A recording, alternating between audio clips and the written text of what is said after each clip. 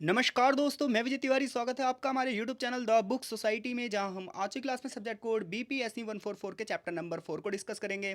Chapter का नाम होगा भारत, पाकिस्तान और बांग्लादेश में राजनीतिक संरचनाएं और प्रक्रियाएं। बेसिकली जो इस चैप्टर को पढ़कर आपको पता चलेगा वो ये पता चलेगा कि भारत, पाकिस्तान और बांग्लादेश में संवैधानिक स्थिति क्या है, यानी कि तीनों ही देशों ने अपने अपने लोगों को कौन कौन से अधिकार दिए हैं। इसके साथ साथ जो जो अधिकार दिए गए हैं उसमें भी तीनों देशों के बीच में कौन कौन से डिफरेंसेस हैं। इसके साथ साथ तीनों देशों में न्यायपालिका की क्या भूमिका है, तीनों ही देशों में इलेक्शन कमीशन की क्या भूमिका है, तीनों ही देशों में सेना किस प्रकार से निर्धारित करती है राजनीति की प्रकृति को, क्या वो राजनीति में हस्तक्षेप करती है या नहीं करती है। इतना ही नहीं, मीडिया की क्या भूमिका है और माइनॉरिटीज़ की क्या स्थिति है। चाहे भारत हो, चाहे पाकिस्तान हो, चाहे बांग्लादेश हो, तीनों ही देशों में माइनॉरिटीज़ की क्या स्थिति है। तो इन सब तमाम चीज़ों पर चर्चा की जाएगी। तीनों देशों का कंपैरिजन अध्ययन किया जाएगा, यानी कि तुलनात्मक अध्ययन किया जाएगा। और ये देखा जाएगा कि इन सभी तीनों देश की अगर हम बात करें तो तीनों के तीनों ही देश एक समान ही प्रकृति के हैं और कभी ये भारत का ही हिस्सा थे। भले ही आज हम तीन देश की बात करते हैं, लेकिन भारत, बांग्लादेश और पाकिस्तान कभी एक ही अखंड भारत के हिस्सा थे। और ऐसे में जब स्वतंत्रता प्राप्ति हुई तो हमें विभाजन मिला, और विभाजन के परिणामतः तीन देशों का अस्तित्व में आना हुआ, जिसे आज हम 1971 के बाद से बांग्लादेश और 47 से भारत और पाकिस्तान के रूप में जानते हैं। तो चलो शुरू करते हैं। जब एक ही टाइम पीरियड पर तीनों का रास्ता शुरू हुआ था तो कोई आज आगे क्यों है और कोई पीछे क्यों है, ये चैप्टर इस प्रश्न का उत्तर देने के लिए बना है। तो चलो शुरू करते हैं और सबसे पहले जानते हैं संवैधानिक स्थिति। तो जब हम संवैधानिक स्थिति की बात करेंगे तो आप सभी को पता है, जब हम भारत की बात करते हैं तो भारत का जो संविधान है वो 26 जनवरी 1950 को लागू हुआ। भारत आज दुनिया के सबसे बड़े लोकतांत्रिक देशों में से एक है। और इतना ही नहीं, भारत का जो संविधान है वो भारत को संप्रभु घोषित करता है। संप्रभु का मतलब ये है कि भारत अब अपने निर्णय स्वयं लेगा, उसे अपने निर्णय लेने के लिए किसी और पर डिपेंड रहने की जरूरत नहीं है। इतने नहीं, भारतीय संविधान की जो प्रस्तावना है वो भारत को लोकतंत्र और गणराज्य के रूप में घोषित करती है। आज अमेरिका की बात करें तो अमेरिका पूरी दुनिया में सबसे पुराना लोकतांत्रिक देश है। लेकिन जब हम बात करते हैं कि दुनिया का सबसे बड़ा लोकतांत्रिक देश कौन है, तो वो भारत है। उसका रीज़न ये है कि भारत में इतनी सारी जो विविधताएं हैं, भारत की इतनी सारी जो डाइवर्सिटी है ना, उसकी वजह से भारत दुनिया में सबसे बड़ा लोकतांत्रिक देश हो जाता है। इतना ही नहीं, भारत की बात किया है तो आज़ादी के बाद भारत ने अपना नैतिक चरित्र जो है वो धर्मनिरपेक्ष राष्ट्र के रूप में घोषित किया है। यानी कि भारत ने अपना धर्म घोषित नहीं किया, जबकि बहुत सारी यूरोपीय कंट्री हैं। इतना ही नहीं, पाकिस्तान और बांग्लादेश ने अपना जो धर्म है वो इस्लाम घोषित किया है। लेकिन भारत ने ऐसा नहीं किया। भारत ने ये कहा कि हम विश्व की नुमाइंदगी करते हैं भाई, इसलिए हमारा देश कैसा रहेगा, धर्मनिरपेक्ष रहेगा, सेकुलर कंट्री होगी। हम सभी धर्मों का सम्मान करेंगे और राजनीति में धर्म से कल कोई लेना देना नहीं होगा। यानी कि राज्य अपना धर्म घोषित नहीं करेगा और सभी को समान सम्मान नज़रों से देखेगा। इतने नहीं, भारत ने आज़ादी के बाद हर क्षेत्र में, चाहे वो राजनीतिक क्षेत्र हो, आर्थिक क्षेत्र हो, सामाजिक क्षेत्र हो, तीनों ही क्षेत्रों में बहुत तेज गति से प्रगति की है। भारत के संविधान की बात करें तो भारत के संविधान पर विभिन्न देशों के संविधानों का प्रभाव भी रहा है। भारत ने अपने संविधान के निर्माण के लिए बहुत सारे देशों के संविधानों का अध्ययन किया और उसमें से जो पॉजिटिव चीज़ें थीं उसे अपने देश के संविधान में क्या करा, निहित किया। इतना ही नहीं, ब्रिटिश शासन के समय पे जब 1935 का अधिनियम था ना, उस 1935 के अधिनियम से भी हमने बहुत सारे तत्व लिए हैं। भारत के संविधान के निर्माण के लिए बहुत सारी कमेटियां भी थीं, और उन्हीं में से एक कमेटी थी ड्राफ्ट कमेटी। और ड्राफ्ट कमेटी के अध्यक्ष थे बाबा साहेब भीमराव अम्बेडकर, और जिन्होंने भारतीय संविधान को तैयार करने में एक बहुत बड़ी भूमिका अदा करी थी। भारत की बात करोगे तो भारत का जो संविधान है वो कार्यपालिका, विधायिका और न्यायपालिका के बीच में तालमेल भी बढ़ाता है। भारत का संविधान अपने नागरिकों को आधार प्रदान करता है, राज्य और केंद्र सरकार के बीच के संबंधों को भी निर्धारित करता है। भारत का संविधान भारत को स्वयं प्रभु, समाजवाद, धर्मनिरपेक्ष, लोकतांत्रिक गणराज्य के रूप में स्थापित करता है। भारतीय संविधान में 395 आर्टिकल थे जब संविधान का निर्माण हुआ था, और 8 अनुसूचियाँ थी। वर्तमान में अनुसूचियों की संख्या बढ़कर 12 हो चुकी है। समझ रहे हो आप। भारत के संविधान का आर्टिकल नंबर 1 भारत का नाम घोषित करता है, जिसमें ये लिखा है कि भारत अर्थात इंडिया, यानी कि इंडिया अर्थात भारत, बजाय राज्यों के राज्यों का संघ होगा। यहाँ पर जो केंद्र सरकार है और राज्य सरकार है, ये मिलकर भारत को दोहरी राजनीतिक प्रणाली देती है। यानी कि केंद्र स्तर पर सेंट्रल गवर्नमेंट शासन चलाएगी और स्टेट गवर्नमेंट जो है वो स्टेट स्तर पर चलाएगी। इसके लिए कार्यों का बंटवारा भी किया गया है। 7वीं अनुसूची में केंद्र सूची, राज्य सूची, समवर्ती सूचियाँ दी गई हैं कि किस मुद्दे पर सेंट्रल गवर्नमेंट काम करेगी, किस मुद्दे पर स्टेट गवर्नमेंट काम करेगी। इतने नहीं, भारतीय जो संविधान है वो एक संसद का भी निर्माण करवाता है, और संसद में 2 सदन होंगे, एक लोकसभा और एक राज्यसभा। लोकसभा के लिए प्रत्यक्ष मतदान होंगे जिसमें जनता भाग लेगी, जबकि राज्यसभा के जो मतदान है वो अप्रत्यक्ष रूप से होंगे जिसमें जनता भाग नहीं लेगी। भारत का एक कार्यकारी मुखिया होगा जिसे राष्ट्रपति के रूप में माना जाएगा, और राष्ट्रपति ही देश का पहला नागरिक होगा। इतने नहीं, भारत के संविधान की सबसे बड़ी बात पता है क्या है? इसमें आप समय और परिस्थितियों के हिसाब से आसानी से बदलाव भी कर सकते हो, संशोधन भी कर सकते हो। जैसा कि 73rd संशोधन के माध्यम से भारत में पंचायती राज संस्थाओं की स्थापना की गई। तो इस प्रकार से भारत की आप संवैधानिक स्थिति जब देखते हो आज़ादी के बाद, तो आज ये पूरे विश्व में सबसे बड़े संवैधानिक देशों में से भारत एक है। भारत का संविधान अद्वितीय है, लचीला है और कठोर भी है। समय और परिस्थितियों के हिसाब से इसमें आप सामंजस्य स्थापित कर सकते हो। भारत का संविधान प्रत्येक नागरिकों को मौलिक अधिकार देता है, फंडामेंटल राइट्स देता है, फंडामेंटल ड्यूटीज़ भी निर्धारित करता है। संसद की शक्तियाँ, न्यायपालिका की शक्तियाँ, सब चीज़ें निर्धारित करता है। अब हम बात करते हैं कि पाकिस्तान और बांग्लादेश का संविधान क्या करता है। तो देखो, पाकिस्तान की बात आप सबसे छुपी नहीं है कि पाकिस्तान में ना जो संविधान है वो बार बार असफल रहा है। दो बार संविधान बनाने का प्रयास यहाँ किया गया है। एक बार 1956 में संविधान बना था यहाँ पर, और एक बार 1962 में। लेकिन ये संविधान यहाँ पर स्थिरता नहीं दे पाया। लगातार सैनिक शासन रहा, मार्शल लॉ घोषित कर दिया गया, जनता के अधिकारों का दमन किया गया। आज भी जनता यहाँ पर अधिकारों के लिए ललायित रहती है। 1973 में पाकिस्तान के जो वर्तमान संविधान को लागू करने का प्रयास किया गया, तो इस संविधान के हिसाब से भी पाकिस्तान का जो धर्म है वो इस्लाम घोषित किया गया। यानी कि एक धर्मनिरपेक्ष राष्ट्र घोषित नहीं किया गया, इस्लाम धर्म घोषित किया गया, और पाकिस्तान को इस्लामिक स्टेट घोषित कर दिया गया। यहाँ की जो नेता थी जुल्फ़िकार अली भुट्टो, इनकी सरकार में संविधान तैयार किया गया था। यहाँ पर वैसे तो एक संसद है, और संसद में क्या है, द्विसदनीय विधायिका भी है, यानी कि दो सदन भी है। जैसे हमारे यहाँ लोकसभा राज्यसभा है, यहाँ पर भी एक नेशनल असेंबली है और एक सीनेट है। इसके अलावा पाकिस्तान का संविधान नाम मात्र के लिए वैसे तो जनता को अधिकार देता है, मौलिक अधिकार देता है, लेकिन ये अधिकार ना कुरान और सुन्नत के हिसाब से चलते हैं, कुरान के नियमों के हिसाब से चलते हैं। यानी कि देखा जाए तो धर्म का पूरी तरीके से बोलबाला है। कोई बंदा ना उन नियमों के खिलाफ कार्रवाई नहीं कर सकता। पाकिस्तान की बात की जाए तो पाकिस्तान का निर्माण पंजाब, सिंध, उत्तर पश्चिम सीमा प्रांत के खैबर पख्तूनख्वा और बलूचिस्तान को लेकर किया गया है। पाकिस्तान की बात करें तो 1973 में यहाँ पर संविधान ने शक्तियों का पृथक्करण किया कि भैया सेंट्रल गवर्नमेंट अलग तरीके से शासन करेगी और प्रांतीय सरकार अलग, लेकिन कभी भी ना इस चीज़ को माना नहीं गया। कई बार प्रधानमंत्री और राष्ट्रपति के प्रतिनिधित्व वाली सरकारें तो बनी, लेकिन ये सरकारें सेना के सामने टिक ना सकी, और अंततः सेना हमेशा से शक्तिशाली रही, और हमेशा से सेना ने यहाँ की राजनीति प्रणालियों में क्या करा है, तख्ता पलट किया है। आज़ादी के बाद से लेकर वर्तमान तक जब हम वीडियो ये बना रहे हैं, तब तक यहाँ पर लगातार सेना हस्तक्षेप करती जा रही है। तो इससे पता चलता है कि भारत और पाकिस्तान दोनों ही देशों का निर्माण एक ही समय पर हुआ, लेकिन एक लोकतंत्र की राह में बहुत आगे निकल चुका है और एक उतना ही पीछे है। अब हम बात करते हैं बांग्लादेश की। तो पीपल्स रिपब्लिक ऑफ बांग्लादेश की बात की जाए तो यहाँ पर भी संविधान सर्वोच्च कानून है, और यहाँ का संविधान पाकिस्तान के मुकाबले बहुत हद तक सफल भी रहा है। बांग्लादेश का संविधान बांग्लादेश के लोगों के लिए मौलिक अधिकारों की बात करता है, ह्यूमन राइट्स की बात करता है, लिबर्टी यानी कि स्वतंत्रता की बात करता है, एक सर्वोच्च न्यायपालिका की बात करता है, और लोकतंत्र स्थापना के प्रति प्रतिबद्ध है। लेकिन बात वही है, यहाँ पर भी इन्होंने भी अपना धर्म जो है वो इस्लाम घोषित कर रखा है। इस्लामिक नियमों के हिसाब से ही यहाँ के संविधान का निर्माण किया गया है। बांग्लादेश के संविधान के अंतर्गत जो प्रधानमंत्री है ये सरकार का मुखिया होगा, हालांकि राष्ट्रपति राज्य का मुखिया होगा, जो संविधान और किसी अन्य कानून द्वारा शक्तियों का प्रयोग करेगा। बांग्लादेश की सबसे खास बात यह है कि यहाँ पर महिलाओं के लिए 50 सीटें आरक्षित की गई हैं, जिससे पता चलता है कि यहाँ पर पाकिस्तान से थोड़े अच्छे हालात हैं, लेकिन धर्म के मामले में दोनों ही देश एकजुटता दिखाते हैं।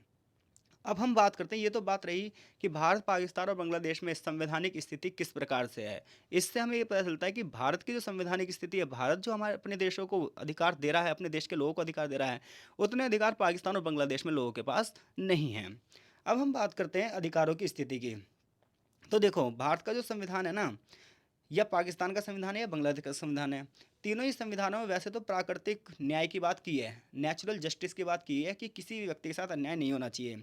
लेकिन ना पता क्या है, जब हम नेचुरल जस्टिस की बात करते हैं यानी कि प्राकृतिक न्याय की बात करते हैं, तो हम पता क्या कहते हैं कि निष्पक्ष सुनवाई का अधिकार होना चाहिए। यानी किसी व्यक्ति को ऐसा ना हो कि उसका अन्याय हो गया है, उसे क्या हो, निष्पक्ष सुनवाई, बिना किसी के पक्ष में कोर्ट जाने का अधिकार होना चाहिए, और कोर्ट बिना किसी के पक्ष में जाए हुए क्या करे, उसे निर्णय दे। इतना ही नहीं, कानून के समक्ष सभी को लोगों को मानता हो, वोट डालने का सबको अधिकार हो, राजनीति में भागीदारी हो, ये सब आज के टाइम पे हमारे नेचुरल राइट्स हैं। हमारी मर्जी, हम किस सरकार को वोट दें, हमारी मर्जी नहीं दें। सरकार की आलोचना करने का हमें अधिकार होना चाहिए, बोलने का हमें अधिकार होना चाहिए, व्यक्ति की स्वतंत्रता होनी चाहिए। और ये अधिकार जो है ये व्यक्ति के ऊपर क्या है, मनमाने ढंग से कार्य करने की स्वतंत्रता देते हैं, लेकिन इन पर कई बार हस्तक्षेप किया जाता है। इसके अलावा ये सरकार की मनमानी शक्तियों के विरुद्ध भी होते हैं, सरकार को निरंकुश होने से रोकते हैं। अब सोचो, अगर हमारे देश में आंदोलन करने का अधिकार नहीं होता, अभिव्यक्ति की स्वतंत्रता करने का अधिकार नहीं होता, सरकार तो कुछ भी कर देती। लेकिन पाकिस्तान और बांग्लादेश की स्थिति देखोगे तो इससे थोड़ी सी बदतर है।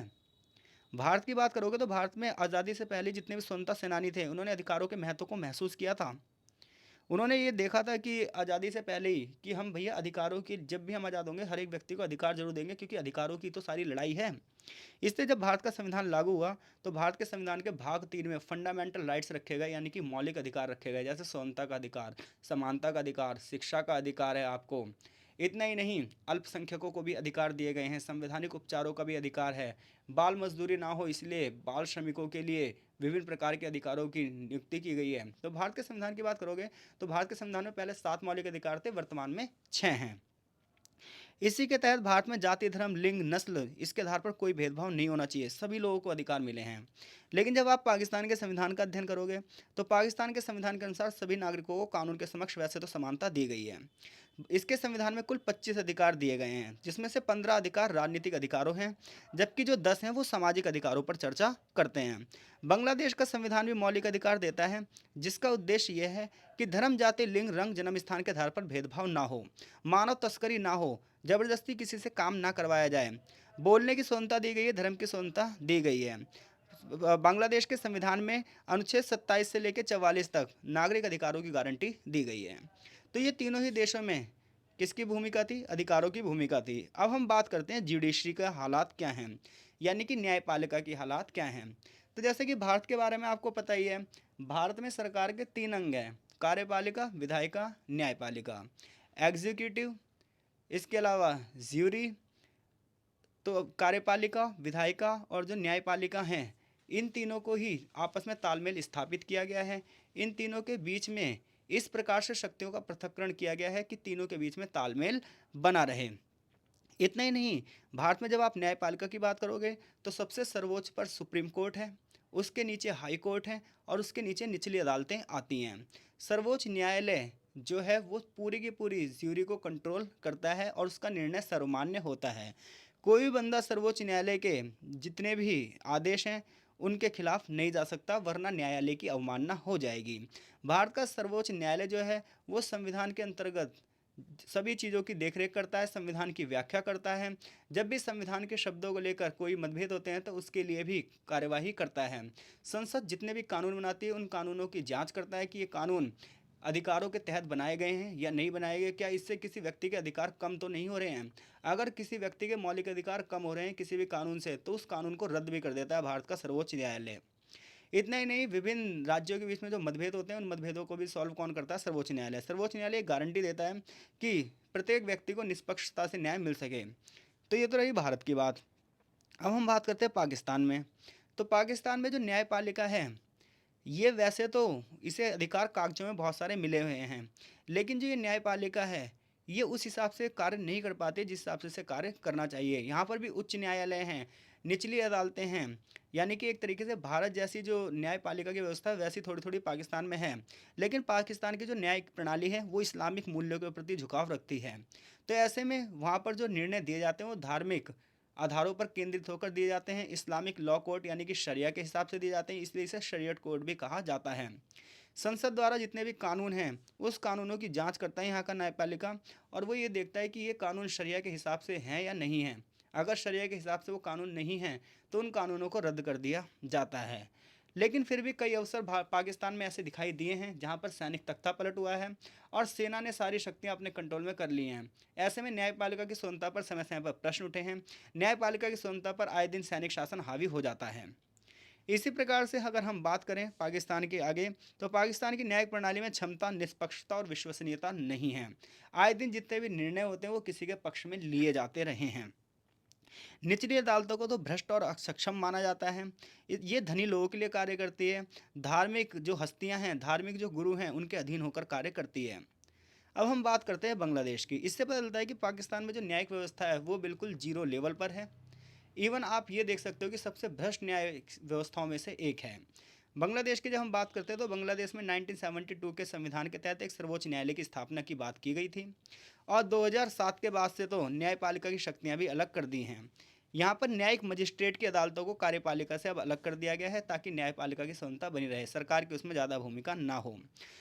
बांग्लादेश के संविधान का अनुच्छेद 115 और 116 राष्ट्रपति को अधीनस्थ न्यायालय के न्यायाधीशों की नियुक्ति के बारे में अधिकार देता है। भारत में भी जो न्यायाधीशों की नियुक्ति वो राष्ट्रपति ही करता है भाई, ठीक है।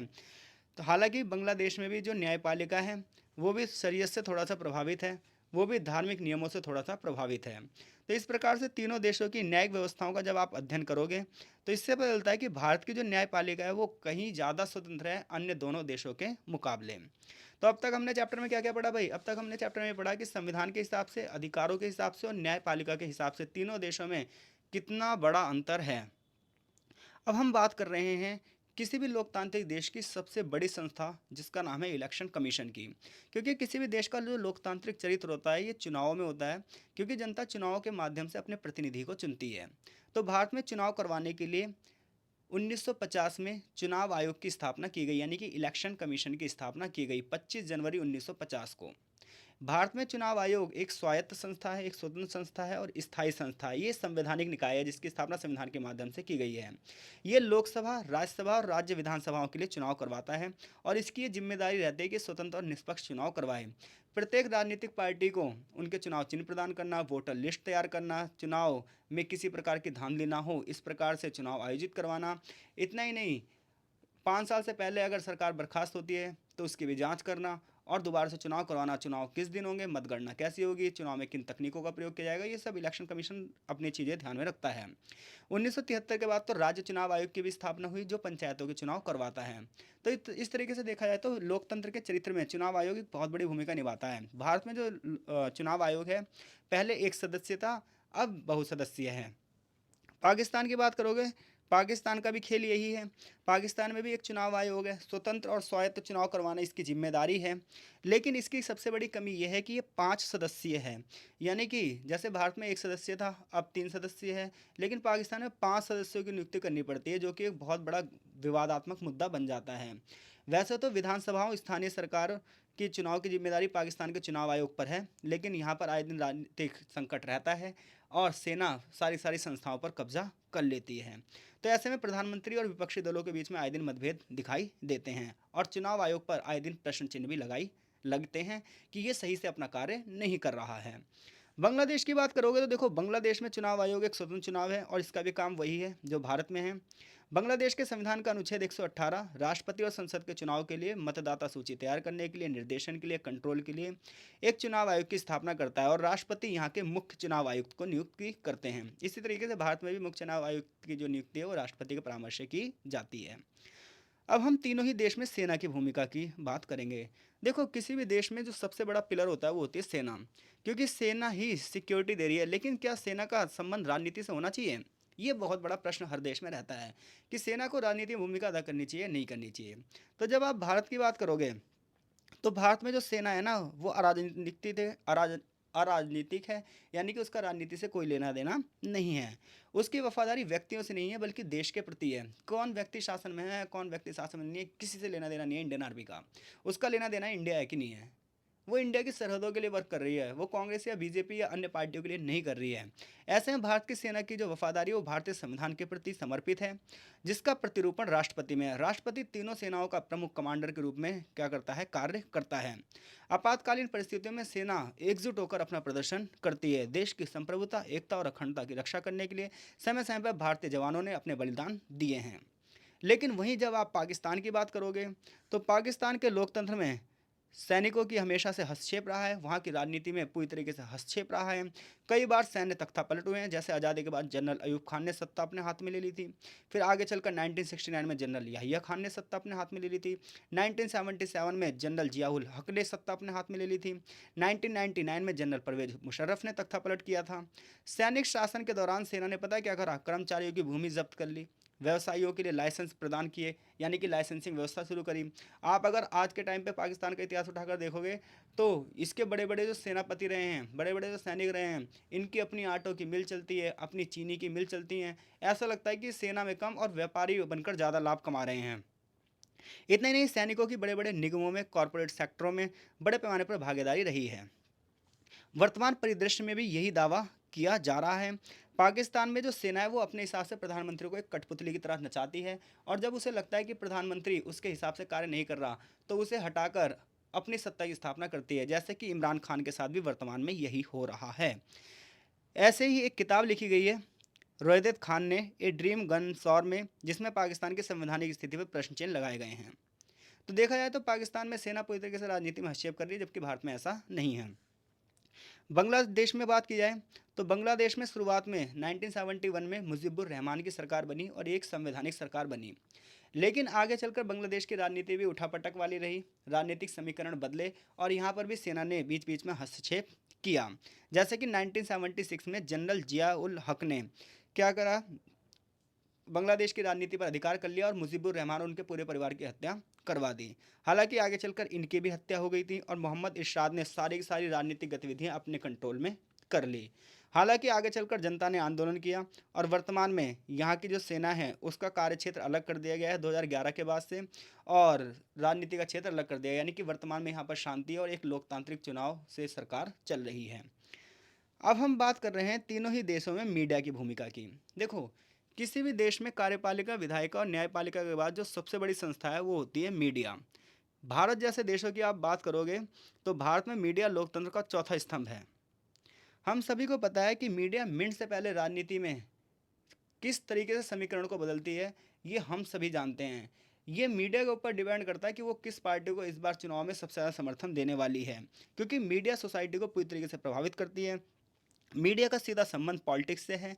मीडिया सामाजिक, राजनीतिक, आर्थिक और सांस्कृतिक रूप से पूरी तरीके से एक अलग से राय बनाती है लोगों की। वो जिस हिसाब से सुबह से शाम तक चीज़ों को दिखाती है, लोगों की मानसिकता वैसी बनती जाती है। वर्तमान में जो इंटरनेट का युग है इसने तो मीडिया को बहुत ज़्यादा तरीके से व्यापक बना दिया। आज एक एक बच्चा मीडिया से लगभग जुड़ चुका है। इवन इतना ही नहीं, मीडिया ने राष्ट्रीय आंदोलन के दौरान भी एक महत्वपूर्ण भूमिका निभाई थी। बड़े पैमाने पर सामाजिक सुधार कार्यक्रम के लिए और अंग्रेजों के खिलाफ एकजुट होने के लिए बहुत सारे पत्र पत्रिकाओं की शुरुआत हुई थी। गांधी जी खुद हरिजन पत्रिका में लिखते थे। तो ऐसे में बड़े पैमाने पर इलेक्ट्रॉनिक मीडिया और प्रिंट मीडिया का भारत में बड़ा इतिहास रहा है। इतना ही नहीं, भारत में जो है लोगों की आवाज़ पैदा करने में एक महत्वपूर्ण भूमिका निभाती है मीडिया। आज आधुनिक तकनीक के माध्यम से Facebook, Twitter, Insta, email, blog, television, radio, समाचार पत्र बड़े पैमाने पर सरकार की आलोचना करने में एक महत्वपूर्ण भूमिका निभा रहे हैं। मीडिया लगातार ह्यूमन राइट, करप्शन, बच्चे का जन्म, बच्चे की देखभाल, घरेलू हिंसा, यौन उत्पीड़न जैसे मुद्दों पर लगातार आवाज़ उठा रही है। अब हम बात करते हैं पाकिस्तान की। 1947 में जब पाकिस्तान की स्थापना हुई तो मीडिया की आवाज़ को वहीं से दबा दिया गया। विभिन्न प्रकार के कानूनों के माध्यम से मीडिया पर सेंसरशिप लगा दी गई और मीडिया पर प्रतिबंध लगाए गए। इतना ही नहीं, मीडिया सामाजिक समस्याओं की ही सिर्फ बात कर सकती है, जबकि आतंकवाद जैसी जो चीज़ें हैं, पाकिस्तान सरकार की जो आलोचना करने जैसी चीज़ें हैं, सेना की आलोचना करने जैसी जो चीज़ें हैं, इन पर वो हमेशा झिझकती रही है, क्योंकि अगर ऐसा कोई चैनल करता है तो उसे प्रतिबंध कर दिया जाता है। पाकिस्तान में पत्रकारों को दमनकारी माहौल का सामना करना पड़ता है। आए दिन रिपोर्ट्स आती रहती हैं कि पाकिस्तान में बहुत सारे पत्रकारों की मृत्यु यूं ही रोड पर चलते चलते हो जाती है। जून 2021 में पाकिस्तानी मीडिया विकास प्राधिकरण नामक एक सरकारी इकाई बनाया गया और एक अध्यादेश जारी किया गया, जिसमें पाकिस्तान के जितने भी मीडिया थी उस पर क्या कर दिया गया, नियमन कर दिया गया, उसे रूल और रेगुलेशन से बांध दिया गया। प्रिंट मीडिया हो, इलेक्ट्रॉनिक हो, चाहे डिजिटल हो, फिल्म, ऑनलाइन मीडिया समेत सभी को सरकार से लाइसेंस लेना पड़ता है और सरकार कभी भी उनके लाइसेंस को रद्द कर दे सकती है। इतना नहीं, जो OTT जो आज वर्तमान में सबसे ज़्यादा चल रहा है, इसके लिए भी इन्होंने रूल और रेगुलेशन बना दिए हैं। इससे पता चलता है कि पाकिस्तान में न्यायपालिका, ओ माफ़ कीजिएगा, मीडिया को उतनी बड़ी स्वतंत्रता नहीं दी गई है जितनी बड़ी स्वतंत्रता भारत में दी गई है। बांग्लादेश की बात करोगे तो बांग्लादेश में मीडिया की भूमिका आज़ादी से पहले है। ये माना गया है कि बहुत सारे स्वतंत्रता सेनानियों ने यहाँ पर बांग्ला पत्रिकाओं के माध्यम से अंग्रेज़ों की नीतियों की आलोचना करी है। लेकिन वर्तमान में देखा जाए तो 2018 में बांग्लादेश की सरकार ने एक नियम बनाया था, डिजिटल सुरक्षा अधिनियम। इस अधिनियम के माध्यम से उसने मीडिया को कंट्रोल करने की कोशिश करी है, जिसकी वजह से बांग्लादेश का बड़े पैमाने पर आलोचना की जा रही है। अब हम बात कर रहे हैं प्रेशर ग्रुप की। देखो, किसी भी देश में ना प्रेशर ग्रुप जो होते हैं, यानी कि दबाव जो समूह होते हैं, ये एक महत्वपूर्ण भूमिका निभाते हैं। अब देखो, दबाव समूह क्या होते हैं, पहले मैं ये बता दूं। दबाव समूह लोगों का एक ऐसा समूह है जो राजनीति को प्रभावित तो करता है लेकिन राजनीति में आता नहीं है। जैसे पॉलिटिकल पार्टी चुनाव लड़ती हैं लेकिन ये दबाव समूह चुनाव नहीं लड़ते। भारत में आए दिन मजदूरों के आधार पर, किसानों के आधार पर, गरीबों के आधार पर दबाव समूहों का निर्माण होता है। जैसे कि भारतीय किसान यूनियन एक बहुत बड़ा दबाव समूह है जो कभी भी राजनीति को प्रभावित कर सकता है। ये किसानों के अधिकारों की बात करता है लेकिन ये चुनाव नहीं लड़ते हैं। तो भारत एक जीवंत लोकतांत्रिक देशों में से एक है। इसलिए भारत की राजनीति को आकार देने में दबाव समूहों की एक महत्वपूर्ण भूमिका रहती है। भारत में जितने भी रूल बनते हैं, जितने भी रेगुलेशन होती है, जितने भी नियम कानून बनते हैं, ये सब ना दबाव समूहों की प्रतिक्रिया के परिणाम स्वरूप होते हैं। जैसा कि आपने देखा भी था, जब कृषि बिल बना था तो किस प्रकार से भारतीय किसान यूनियन ने लगातार 1 साल तक आंदोलन किया, परिणामतः सरकार को वापस लेना पड़ा कृषि बिल। तो ऐसे में भारत में जो दबाव समूह हैं वो सरकार के गलत कार्यों पर पूरी तरीके से अंकुश रखते हैं और सही कार्यों को जनता तक फैलाते हैं। दबाव समूह समाज की चिंताओं को क्या करते हैं, सरकार तक पहुंचाते हैं। यानी कि साधारण जनता और सरकार तक बात पहुंचाने में ये एक तरीके से ना एक चैन का कार्य करते हैं। लेकिन पाकिस्तान की बात करोगे तो पाकिस्तान की स्थापना के बाद वहाँ के जो विद्यार्थी रहे हैं, जो स्टूडेंट्स रहे हैं, उन्होंने राजनीतिक प्रोसेस में अपनी भूमिका बहुत तेज़ गति से आगे बढ़ाई है। उन्होंने राजनीतिक व्यवस्था में सक्रिय भागीदारी करी है। उन्होंने एक प्रेशर ग्रुप के रूप में आंदोलनकारी भूमिका को बढ़ावा दिया है, जनता की बात करी है। लेकिन ना पाकिस्तान की सरकार हमेशा आलोचनात्मक रही है। उन्होंने दबाव समूह को दबाने के लिए बड़े पैमाने पर क्या करे हैं, कानून बनाए हैं। और जब सैनिक शासन मार्शल लॉ घोषित होता है तो ये दबाव समूह खुलकर अपना कार्य नहीं कर पाते हैं। फिर भी यहाँ के जो दबाव समूह है वो इस्लामिक राज्य की एक विचारधारा के हिसाब से चलते हैं। पाकिस्तान की सरकार जो है वो दबाव समूह के प्रति आलोचनात्मक रही है। लेकिन अब धीरे धीरे करके जो धार्मिक नेता हैं वहाँ के और जो कुछ प्रमुख ग्रुप के नेता हैं ये शक्तिशाली हो चुके हैं। पाकिस्तान की सेना का चरित्र जो है इंटेलिजेंस के साथ मिलकर बड़े पैमाने पर सत्तावादी रहा है और जो भी ग्रुप उभरने की कोशिश करता है उसे वहीं दबा दिया जाता है। देश के इतिहास में देखोगे तो आप 70% जो टाइम पीरियड रहा है वो सेना का ही शासन रहा है।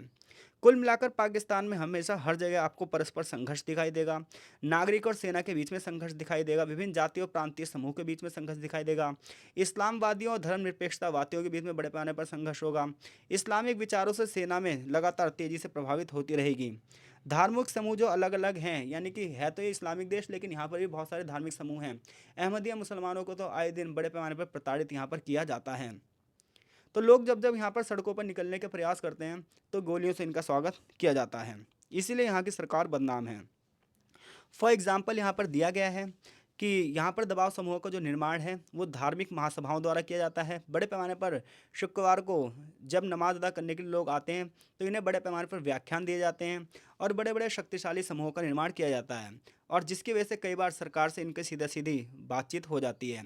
कई बार ऐसे फतवे जारी किए जाते हैं कि महिला समाज के लिए पुरुष डॉक्टर पर बैन लगा दिया जाता है, या फिर महिलाओं के लिए जो प्रशिक्षक होते हैं, टीचर होते हैं, वो पुरुष नहीं होने चाहिए, इसके लिए भी बैन लगा दिया जाता है। चीज़ें मैंने हाईलाइट कर रखी हैं।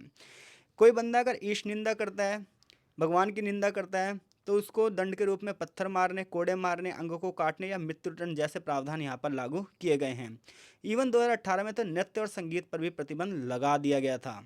इसके अलावा यहाँ के जो इस्लामिक समूह हैं वो कश्मीर, अफगानिस्तान और तालिबान जैसे मुद्दों पर सरकार को दबाव बनाते रहते हैं। इससे पता चलता है कि पाकिस्तान में जो धार्मिक जो दबाव समूह हैं, प्रेशर ग्रुप हैं, वो आम जनता की जो समस्याएं हैं उसे सरकार के सामने लेकर नहीं आते।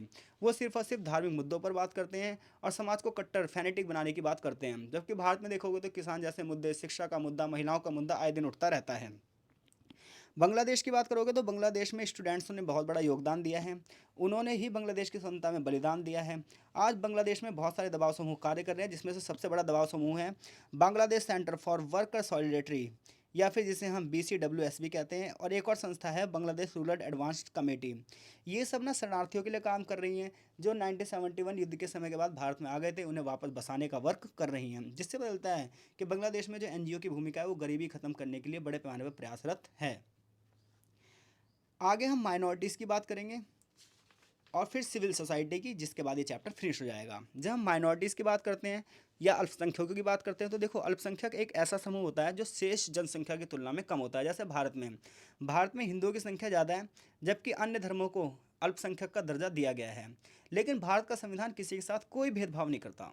भारत के संविधान के आर्टिकल 29 में और आर्टिकल 30 में अल्पसंख्यकों के अधिकारों की बात की गई है कि अल्पसंख्यकों को अपनी धार्मिक सुरक्षा है, अल्पसंख्यक अपनी भाषा की सुरक्षा है, अल्पसंख्यक जो है वो अपनी शिक्षा संस्थाओं की स्थापना कर सकता है, उसका सरकार उस पर किसी प्रकार से दबाव नहीं बनाएगी, वो अपने रूल और रेगुलेशन भी चला सकता है। भारत में मुस्लिम, सिख, ईसाई, बौद्ध, जैन सभी लोगों को अलग अलग तरीक़ा से अधिकार दिए गए हैं और अल्पसंख्यक आयोग की भी स्थापना की गई है। 2011 की जनगणना के हिसाब से भारत में 20% लगभग कौन है, अल्पसंख्यक हैं। 2021 में जाओगे तो 30% हो गए होंगे। जबकि पाकिस्तान की बात करोगे तो पाकिस्तान में जो माइनॉरिटीज़ हैं उसमें ना 96% आबादी मुसलमानों की है और 4% ना 4% हिंदू, सिख और बौद्ध, ईसाई, पारसी ये सब हैं। लेकिन इन 4% के विचारों के हालात बद से बदतर हैं। जब ना पाकिस्तान आज़ाद हुआ था तो उस समय 23% थे और आज सिर्फ 3 से 4% माइनॉरिटीज़ रह गए हैं। आए दिन ना ये मुद्दा उठता रहता है कि वहाँ पर क्या होता है, गैर मुस्लिम लड़कियों का जबरन धर्मांतरण किया जाता है, अगवा किया जाता है, कम उम्र की लड़कियों को ज़बरदस्ती धर्म परिवर्तन करवा के मुस्लिम पुरुषों से उनकी शादी कर दी जाती है, जिसकी वजह से यहाँ की जो सिख कम्युनिटी है सबसे ज़्यादा क्या है, प्रताड़ित की जाती है। ऐसे मुद्दे आए दिन अखबारों में भी आते रहते हैं। बांग्लादेश की बात करोगे अब तो बांग्लादेश में जो हिंदू, बौद्ध और ईसाई हैं, 2011 के हिसाब से कुल आबादी में हिंदू 8.5% है, बौद्ध 0.6% और ईसाई 0.3% हैं। हालांकि 1971 के बाद से ये घटकर 9.6 रह गए हैं, जबकि पहले 23% थे यहाँ पर माइनॉरिटीज़। इससे बदलता पाकिस्तान बांग्लादेश दोनों में ही माइनॉरिटीज़ के साथ मतभेद होते हैं, आए दिन दंगे फसाद होते हैं। जबकि भारत हर एक व्यक्ति को पूरे अधिकार दे रहा है, लेकिन फिर भी समय समय पर मुद्दे उठते रहते हैं। अब हम बात कर रहे हैं सिविल सोसाइटीज़ की। देखो भाई, जो ये नागरिक समाज होता है ना, तो सिविल सोसाइटी होती है, मेन तो यही है, हर एक सरकार इन्हीं के लिए कार्य कर रही है। सिविल सोसाइटी समाज में लोकतांत्रिक सिद्धांतों को मजबूत करते हैं, लोगों को अवेयर करते हैं, लोगों को लोकतंत्र के प्रति समझाते बुझाते हैं, लोगों को लोकतांत्रिक जो संस्थाएं हैं उनके प्रति शिक्षित करते हैं। तो भारत में अगर सिविल सोसाइटी और एनजीओ की बात करोगे, ह्यूमन राइट्स जो एक्टिविटिस्ट हैं उनकी बात करोगे, बुद्धिजीवी की बात करोगे, टीचर्स की बात करोगे, पत्रकारों की बात करोगे, तो ये बड़े पैमाने पर लोगों को अवेयर करने में एक महत्वपूर्ण भूमिका निभा रहे हैं। देश के अंदर राष्ट्र की आकांक्षाओं को पूरा करने में एक महत्वपूर्ण भूमिका निभा रहे हैं। आए दिन बहुत सारे जो एनजीओ सेक्टर्स हैं, चाहे आप कोरोना के टाइम पे देख लो कितने सारे एनजीओ सेक्टर्स ने काम किया, या फिर आप 1984 सिख दंगों के दौरान पे देख लो कितने सारे एनजीओस ने मिलकर वर्क किया। तो या कोई प्राकृतिक आपदा आती है तो कितने सारे जो सिविल सोसाइटी हैं वो वर्क करते हैं, बड़े पैमाने पर इनके लिए फंड आवंटित किया जाता है। भारत में जितनी भी सिविल सोसाइटी हैं इनका जो लक्ष्य है वो गांधीवादी सिद्धांतों पर रखकर चलते हैं। ये जैसे कि भारत में स्वच्छ भारत मिशन चलाया गया, तो इसमें सिविल सोसाइटियों की भूमिका बहुत बड़ी रही है। सबसे बड़ा जन आंदोलन जो लेकर आ रही है वो सिविल सोसाइटीज़ लेकर आ रही है, चाहे माइनॉरिटीज़ हो, दलित वर्ग हो, महिलाओं की रक्षा करने के लिए हो, या फिर कोई बंदा किसी बीमारी से पीड़ित हो, इन सब के लिए बड़े पैमाने पर सिविल सोसाइटी भारत में वर्क कर रही हैं। पाकिस्तान की बात कर लें तो 1947 के बाद पाकिस्तान का गठन हुआ, लेकिन वहाँ पर जो सिविल सोसाइटी है उसे उतनी स्वतंत्रता नहीं दी गई। जन समर्थक कानूनों के लिए सिविल सोसाइटी ने अपनी आवाज़ तो उठाई है, लेकिन उसे सेना से संघर्ष करना पड़ा है। आए दिन मार्शल लॉ लगाकर उनके अधिकारों को छीन लिया जाता है और सिविल सोसाइटी को भ्रष्टाचार के नाम पर बड़े पैमाने पर दबा दिया जाता है। बांग्लादेश की लेकिन बात करोगे तो बांग्लादेश में सिविल सोसाइटी एक जीवंत भूमिका निभा रही है, जिसका देश पर पॉजिटिव असर पड़ा भी है। 1971 के बाद से लगातार बांग्लादेश में सिविल सोसाइटी एक महत्वपूर्ण भूमिका निभा रही है। 1972 में फजल हसन आवेद एक व्यक्ति था जिसने भारत से चले गए शरणार्थियों को फिर से बसाने के लिए, उनकी ग्रामीण उन्नति के लिए कमेटियों की भी स्थापना करी है। बांग्लादेश में जो नागरिक समाज है, जो एनजीओज़ हैं, वो कमज़ोर लोगों के लक्ष्यों के लिए कार्य कर रहे हैं, गरीबी को ख़त्म करने की बात कर रहे हैं, कानून के लिए लोगों को अवेयर कर रहे हैं। 2018 के चुनाव में तो नागरिक समाज पर सरकार ने बहुत सारी कार्यवाही करी, उनके अधिकार छीन लिए, इसलिए 2018 के बाद से बांग्लादेश की इसके लिए बड़े पैमाने पर आलोचना हो रही है। बांग्लादेश की सिविल सोसाइटी अपने वजूद को बचाए रखने के लिए बुराई ना देखे की नीति अपनाती है, यानी कि गवर्नमेंट की आलोचना नहीं करती है। अगर नागरिक सोसाइटी गवर्नमेंट की आलोचना करेगी तो सेना द्वारा उसको खात्मा कर दिया जाएगा। तो इस प्रकार से देखा जाए तो तीनों ही देशों में भारत हर एक संस्थाओं में आगे रहा है। बांग्लादेश दूसरे नंबर और पाकिस्तान हमेशा तीसरे पर रहा है, पिछड़ी रहा है इन तीनों देशों को कंपैरिजन करने पर। आगे चैप्टर का एक सारांश दिया है जो कि ये बता रहा है तीनों राष्ट्रों के पास लिखित संविधान है। तीनों देशों का इतिहास लंबे संघर्ष और स्वतंत्रता के संघर्ष के संग्राम का इतिहास रहा है। तीनों देशों में औपचारिक राजनीतिक ढांचे हैं, लेकिन बांग्लादेश और पाकिस्तान में जो संस्थाएं हैं ये सिर्फ नाम मात्र की हैं। दोनों देशों में समय समय पर धार्मिक उग्रवाद दिखता है, जो कि इस देश की प्रगति को खतरे में डालता है, क्योंकि हम सभी को पता है देश ना धर्म से नहीं चलते हैं, देश चलते हैं पॉलिसीज से, देश चलते हैं इकोनॉमी से, और वो इन दोनों के पास नहीं है। भारतीय राजनीतिक प्रणाली लोकतंत्र की संरचना पर निर्भर करती है और सभी लोगों के विश्वास को जीतने पर क्या करती है, मादा रखती है, और इसी विश्वसनीयता का परिणाम यह है कि भारत आज हर क्षेत्र में आगे बढ़ता जा रहा है। आई होप से इस चैप्टर से कोई भी प्रश्न आएगा तो उस प्रश्न का उत्तर देने में आप सक्षम है। चैप्टर से जो प्रश्न बनता है वो यही बनता है, भारत पाकिस्तान और बांग्लादेश की राजनीतिक संरचना पर चर्चा कीजिए या लोकतंत्र में न्यायपालिका की भूमिका बताइए। आई होप सो कोई भी प्रश्न आएगा आप उसका उत्तर देने में सक्षम है। मिलते हैं आपसे चैप्टर नंबर 5 में, तब तक के लिए आपका बहुत बहुत धन्यवाद। चीज़ें समझ में आई हो तो वीडियो को लाइक भी कर देना और कमेंट बॉक्स में कमेंट भी कर देना। मन हो तो, नहीं मन हो तो मत करना भाई, कोई बात नहीं। मिलते हैं आपसे नेक्स्ट चैप्टर में।